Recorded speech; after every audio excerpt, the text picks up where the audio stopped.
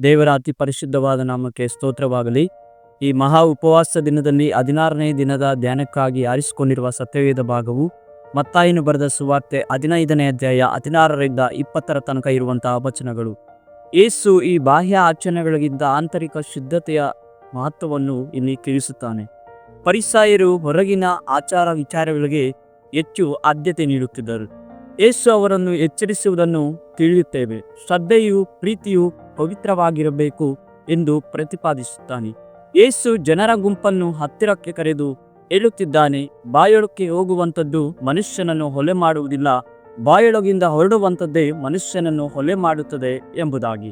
ಇಲ್ಲಿ ಫರಿಸಾಯರು ದೈಹಿಕ ಶುಚಿತ್ವವು ವ್ಯಕ್ತಿಯನ್ನು ಶುದ್ಧಿಗೊಳಿಸುತ್ತದೆ ಎಂದು ಭಾವಿಸಿ ಕೈ ತೊಳೆಯುವಂತಹ ಬಾಹ್ಯ ಆಚರಣೆಗಳ ಮೇಲೆ ಕೇಂದ್ರೀಕರಿಸಿದರು ಎಂದು ನೋಡುತ್ತೇವೆ.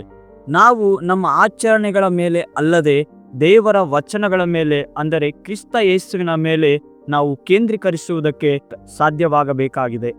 ಹಾಗಾಗಿ ನಮ್ಮ ಹೃದಯಗಳು ಮತ್ತು ಜೀವನವನ್ನು ರೂಪ ತರುವಲ್ಲಿ ತನ್ನ ಮಾತುಗಳು ನಿರ್ಣಾಯಕವಾಗಿವೆ ಎಂದು ಯೇಸು ನಮಗೆ ತೋರಿಸುತ್ತಾನೆ. ಆತನ ಬೋಧನೆಗಳು ಜೀವ ಮತ್ತು ಸತ್ಯವನ್ನು ತರುತ್ತವೆ. ಯೋಹಾನನ ಸುವಾರ್ತೆ 6ನೇ ಅಧ್ಯಾಯ 63ನೇ ವಚನದಲ್ಲಿ ದೇವರ ವಚನವು ನಮಗೆ ಹೀಗೆ ತಿಳಿಸಲ್ಪಡುತ್ತದೆ, ನಾನು ನಿಮಗೆ ಹೇಳಿರುವ ಮಾತುಗಳೇ ಆತ್ಮವಾಗಿಯೂ ಜೀವವಾಗಿಯೂ ಅವೇ ಎಂಬುದಾಗಿ. ಯೇಸುವಿನ ಮಾತುಗಳು ನಮ್ಮನ್ನು ಒಳಗಿನಿಂದ ಪರಿವರ್ತಿಸುವ ಮತ್ತು ಜೀವ ನೀಡುವ ಮಾತುಗಳಾಗಿದೆ. ಕ್ರಿಸ್ತನ ಅನುಯಾಯಿಗಳಾಗಿ ನಾವು ನಮ್ಮ ಜೀವನದಲ್ಲಿ ಆತನ ವಾಕ್ಯಕ್ಕೆ ಆದ್ಯತೆ ನೀಡಬೇಕು. ದೇವರ ವಾಕ್ಯವನ್ನು ಕೇಳುವುದು, ಓದುವುದು ಮತ್ತು ಧ್ಯಾನಿಸುವ ಮೂಲಕ ನಾವು ನಮ್ಮ ಹೃದಯಗಳನ್ನು ಆತನ ಚಿತ್ತದೊಂದಿಗೆ ನಡೆಯಬೇಕಾಗಿದೆ. ಆಗ ಮಾತ್ರ ನಾವು ನಮ್ಮ ಸುತ್ತಮುತ್ತಲಿನವರಿಗೆ ಜೀವ, ಪ್ರೋತ್ಸಾಹ ಮತ್ತು ಸತ್ಯದ ಮಾತುಗಳನ್ನು ಮಾತನಾಡಲಿಕ್ಕೆ ಸಾಧ್ಯವಾಗುತ್ತದೆ. ದೇವರ ವಾಕ್ಯದ ಶಕ್ತಿಯು ಮೂಲಕ ಬರುವ ಆಂತರಿಕ ರೂಪಾಂತರದ ಮೇಲೆ ಕೇಂದ್ರೀಕರಿಸುವುದು ನಮಗೆ ಅವಶ್ಯವಾಗಿದೆ. ಹಾಗಾಗಿ ನಮ್ಮನ್ನು ಶುದ್ಧೀಕರಿಸುವಂಥದ್ದಾಗಿದೆ ದೇವರ ವಚನಗಳು. ಯಾಕೋಬನು ಬರೆದ ಪತ್ರಿಕೆ 3ನೇ ಅಧ್ಯಾಯ 5-6 ವಚನಗಳಲ್ಲಿ ನಮಗೆ ವಾಕ್ಯವು ಹೀಗೆ ತಿಳಿಸಲ್ಪಡುತ್ತದೆ, ನಾಲಿಗೆಯು ಕೂಡ ಚಿಕ್ಕ ಅಂಗವಾಗಿದ್ದರೂ ದೊಡ್ಡ ಕಾರ್ಯಗಳನ್ನು ಕೊಚ್ಚಿಕೊಳ್ಳುತ್ತದೆ ಎಂಬುದಾಗಿ. ಒಂದು ಸಣ್ಣ ಕಿಡಿಯಿಂದ ಎಷ್ಟು ಸಂಭವಗಳು ಬರುತ್ತವೆ ಎಂದು ಪರಿಗಣಿಸುವುದಾಗಿದೆ. ದೇವರನ್ನು ಗೌರವಿಸುವ ಮತ್ತು ಆತನ ಪ್ರೀತಿ ಮತ್ತು ಸತ್ಯವನ್ನು ಪ್ರತಿಬಿಂಬಿಸುವ ಮಾತುಗಳನ್ನು ಮಾತನಾಡಲು ನಾವು ಜಾಗರೂಕರಾಗಿ ಇರಬೇಕು ಎಂಬುದಾಗಿದೆ. ಕೃಪೆ ಮತ್ತು ನಮ್ರತೆಯಿಂದ ಸತ್ಯವನ್ನು ಮಾತನಾಡಬೇಕು ಎಂದು ಇದರ ಅರ್ಥವಾಗಿದೆ. ಹಾಗಾಗಿ ನಮ್ಮ ಒಳಗಿನಿಂದ ಬರುವಂಥದ್ದು, ನಮ್ಮ ಆಚರಣೆಗಳು ಕ್ರಿಸ್ತ ಯೇಸುವಿನ ಮೇಲೆಯೂ ಆತನ ವಚನಗಳ ಮೇಲೆಯೂ ಕೇಂದ್ರೀಕರಿಸಬೇಕೆಂಬುದಾಗಿ ನಾವು ಅರ್ಥೈಸಿಕೊಳ್ಳಬಹುದಾಗಿದೆ. ಅಂತಿಮವಾಗಿ ಯೇಸು ನಮ್ಮ ಮಾತುಗಳ ಬಗ್ಗೆ ಮಾತ್ರ ಕಾಳಜಿ ವಹಿಸುವುದಿಲ್ಲ, ಬದಲಾಗಿ ನಮ್ಮ ಹೃದಯಗಳ ಸ್ಥಿತಿಯ ಬಗ್ಗೆಯೂ ಕಾಳಜಿ ವಹಿಸುತ್ತಾನೆ. ನಾವು ಮಾತನಾಡುವ ಮಾತುಗಳನ್ನು ಬದಲಾಯಿಸಲು ದೇವರು ಬಯಸಿದರೆ ಮೊದಲು ದೇವರು ನಮ್ಮ ಹೃದಯಗಳನ್ನು ಬದಲಾಯಿಸಲು ನಾವು ನಮ್ಮ ಹೃದಯದಲ್ಲಿ ಆತನಿಗೆ ಸ್ಥಾನವನ್ನು ನೀಡಬೇಕು. ನಾವು ಆತನಿಗೆ ಹತ್ತಿರವಾಗುತ್ತಿದ್ದಂತೆ ನಮ್ಮ ಹೃದಯಗಳು ರೂಪಾಂತರಗೊಳ್ಳುತ್ತವೆ ಮತ್ತು ನಮ್ಮ ಮಾತುಗಳು ಆತನನ್ನು ಅನುಸರಿಸುತ್ತವೆ. ಆತನ ವಾಕ್ಯವು ಹೃದಯವನ್ನು ಶುದ್ಧೀಕರಿಸುವಂಥದ್ದು ಆಗಿದೆ. ನಾವು ವಚನಗಳನ್ನು ಧ್ಯಾನಿಸುವುದರ ಮೂಲಕ ನಮ್ಮ ಮಾತುಗಳು ಆತನ ಪ್ರೀತಿ, ಕೃಪೆ ಮತ್ತು ಸತ್ಯವನ್ನು ಪ್ರತಿಬಿಂಬಿಸಬಹುದು. ಕ್ರಿಸ್ತನಿಗೆ ಅನೇಕರು ಬೈದರು, ಹೊಡೆದರು, ಅವಮಾನಕ್ಕೆ ಗುರಿ ಮಾಡಿದರು.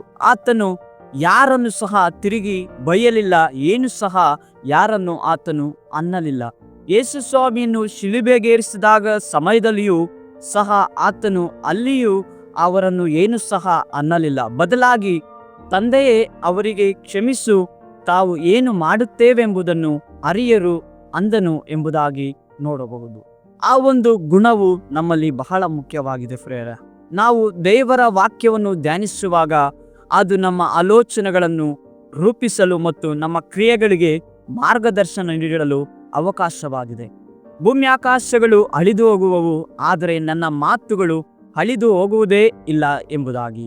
ಆತನ ಮಾತುಗಳು ಅಳಿದು ಹೋಗುವುದಿಲ್ಲ. ಆ ಒಂದು ಮಾತುಗಳು ಎಷ್ಟು ಪ್ರಾಮುಖ್ಯವಾಗಿದೆ ಎಂದು ನಾವು ಯೋಚಿಸೋಣ.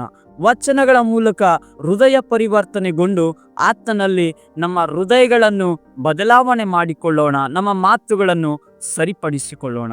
ನಮ್ಮ ಆಚರಣೆಗಳು ಕ್ರಿಸ್ತ ಯೇಸುವಿನ ಅನುಸಾರವಾಗಿ ಇರುವಂತೆ ನಾವು ಸರಿಪಡಿಸಿಕೊಳ್ಳೋದಕ್ಕೆ ಪ್ರಯತ್ನಿಸೋಣ.